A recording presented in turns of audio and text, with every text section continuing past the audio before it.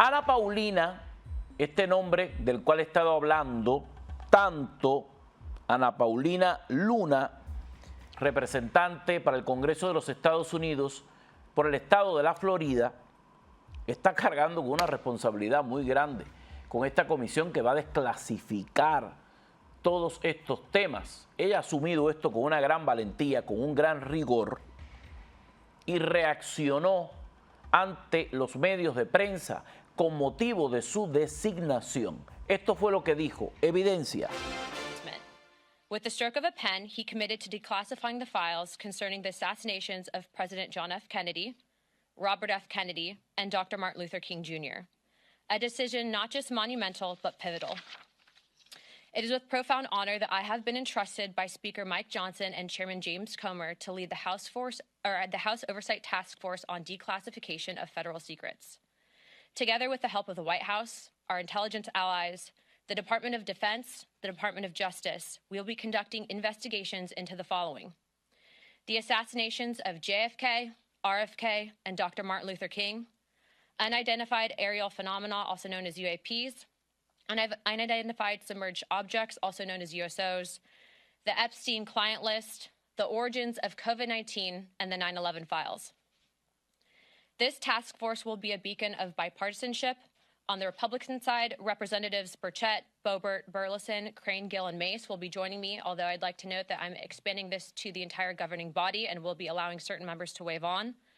Our first hearing is set for March. The date will be announced soon, and we've already initiated close to a dozen communications with various agencies, to include Pam Bondi at the Department of Justice and the Secretary of State. This will no longer be a task force that makes bold promises only to fade into irrelevance or send strongly worded letters. This will be a relentless pursuit of truth and transparency, and we will not stop until the American people have the answers they deserve. We will cut through the bureaucracy, challenge the stonewalling, and ensure that the American people finally get the truth that they have been denied for too long. If we are to endure and thrive as a nation, we must restore trust through transparency. The American people must be trusted to think for themselves, to form their own judgments from the truth that they are entitled to know. We've been treated like children for too long and kept in the dark by those we elected to serve us. It is my solemn duty to begin mending this trust, to form a new relationship between the government and the governed. Let us embark on this journey together towards a government that does not serve, but one that enlightens. That does not just serve, but one that enlightens. Trust through transparency that Ahí está Ana Paulina Luna junto a James Comer. Esta es una tarea difícil que ella está asumiendo con gran responsabilidad. Listas grandes que están siendo esperadas por el pueblo de los Estados Unidos.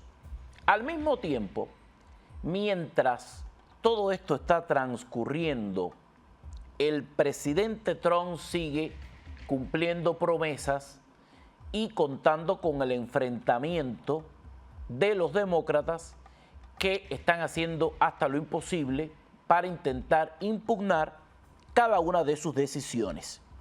Hemos sacado una cuenta. Los demócratas creen que han encontrado el tope de velocidad que han estado buscando y ya van más de 40 demandas hasta ahora al gobierno federal impugnando todo lo que está saliendo. Es una avalancha de demandas. Muchos casos probablemente favorecerán al presidente Trump al final. Pero muchos de estos casos se basan en la obtención de órdenes de restricción temporales, o sea, órdenes temporales que le impidan al presidente que implemente sus políticas hasta que puedan celebrarse las audiencias completas. Esto en política se llama técnica dilatoria. Quieren dilatar el procedimiento para que esto no se ejecute inmediatamente. Están ganando órdenes de restricción.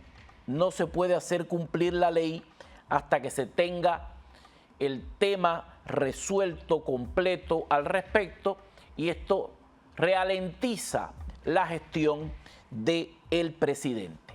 Hay algo en común, y es que los jueces que están interponiendo estas órdenes de restricción temporales, todos son demócratas. Estos jueces fueron nombrados por Clinton, Obama o Biden. Es el ciclo. Y es curioso porque estamos hablando de un país en el que la justicia no estaría politizada, algo que la gente pone en duda desde hace muchísimo tiempo. Megyn Kelly ha estado hablando de este tema y graficando el perfil de estos jueces. Esto es parte de lo que dijo. Evidencia. They've found the speed bump they've been looking for. Of course, they're filing lawsuit after lawsuit, I think 40 lawsuits so far. And that has allowed them, because they have some judges who are finding their way, or what I'm seeing more often is just they're winning temporary restraining orders to say, you can't enforce that law until we have a full hearing on it. Like, I need it to be briefed and I need a full evidentiary hearing for me to understand what's going on. And they're like, oh, it's a huge win. We're shutting down Trump's ability to change the government. And then when Trump says, I don't think you actually do have the ability to stop me from doing this. Constitutional crisis. It's a constitutional crisis. He's not listening to the judiciary. Meanwhile, there's literally only one example of him being ordered to resume payments to federal agencies, where then the plaintiff said he didn't resume doing that fast enough. And the Trump team filed a brief saying, actually, we are making all of these payments in the following few fields. They were never affected to begin with, but we're still doing our assessments under the other fields that he wanted to see if the funding's proper on. And the judge did not say, you're in contempt, you're in huge trouble for doing that. The judge said, you got to do it. You got to resume in all of it until we have our hearing. So the judge doesn't think it's a constitution. There's literally just one case in which the judge said, you didn't quite do what I told you to do. Please do it. And the Trump administration, I think, is going to do it. They haven't said we're not going to do it. If the judge says do it and the Trump team says we refuse, then we're closer to actually having a crisis between the branches. This judge is going to get overruled. The feds are allowed, the executive branch is allowed to control a lot of how the money gets spent, whether it gets spent. They can't shut down entire agencies that are authorized by Congress, but they do have a lot of control over money and whether to spend it. And I realize that these various plaintiffs don't like that. The Democrats don't like that. But it's going to play out in the courts. And I think, as I said last night, 9 out of 10 of these cases is going to go Trump's way. Exactamente como ella lo dice. Aquí hay 3 elementos. Primero, son órdenes de restricción temporal. Trump no se ha negado a cumplir con ninguna. Por lo tanto, en ese sentido no tienen cómo atacarlo. Número 2, él sigue controlando el gasto federal. Hay restricciones. Son restricciones impuestas por los jueces. Él no se ha negado a cumplir ningún fallo, pero ha seguido apretando la mano con el gasto federal. O sea, usted se impuso, usted está en contra, pero el gasto federal sigue siendo una decisión nuestra. Usted es un entusiasta sin presupuesto. Número 3, muchas de estas demandas van a ser revocadas.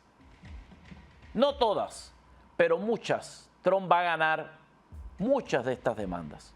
Por lo tanto, con el control del gasto y con el peso y la perspectiva de no dejarse provocar, estas órdenes que son de restricción temporal no van a ser más que eso. Ahora es curiosa la nómina de quiénes son los que se oponen. ¿Quiénes son los jueces que están dando más que hacer? Todos son demócratas. Todos son de Clinton, de Obama o de Biden. Todos están articulados. Son más de 40 demandas hasta ahora. ¿Qué más dice en su explicación, Megyn Kelly evidencia. We're not at a constitutional crisis yet. He has not flipped the bird to any judge telling him he must do something yet. Who has done that? Joe Biden. That actually was Joe Biden. And I don't remember these same people freaking out. But take a look at some of the coverage over, honestly, all Trump has done is issue executive orders and then gotten sued so far. And what we are experiencing is a power grab. It is a constitutional crisis. It means wholesale harm for everyone who calls this country home. So we have to litigate. We have to legislate. We have to agitate. We have to organize peacefully in these. We are witnessing is a constitutional crisis. We are seeing an executive branch that has decided that they are no longer going to abide by the Constitution. And now these boys from DOJ roll in violation of the Constitution, in violation of the law, in flagrant violations. And I think this is the most serious constitutional crisis the country has faced, certainly since Watergate. The president is attempting to seize control of power and for corrupt purposes. The president wants to be able to decide how and where money is spent so that he can reward his political friends, he can punish his political enemies. That is the evisceration of democracy. Now, where were all these people when Joe Biden was trampling on the Constitution? I mean, repeatedly, but I'll give you one. After the Supreme Court blocked his, quote, student loan forgiveness program, former President Biden, at the time still in office, spoke openly about how proudly he was bypassing the high court's ruling. Watch. We cannot let this decision be the last word. While the court can render a decision, it cannot change what America stands for. Tens of millions of people in debt were literally about to be canceled, their debts. And the Supreme Court blocked it. It blocked it. But that didn't stop me. I announced we were going to pursue alternatives. The Supreme Court blocked me from relieving student debt. But they didn't stop me. I'm relieving the burden of student debt. And the Supreme Court told me I couldn't. I found two other ways to do it. Encontré otras formas de hacerlo. La Corte Suprema dijo no. Yo pisoteo lo que dicen los de las leyes. Pero ahora los que están demandando no se habían enterado de esto. Los que están demandando nunca notaron que el presidente Biden pisoteara el Estado de Derecho ni la Constitución de los Estados Unidos. Vivir para ver.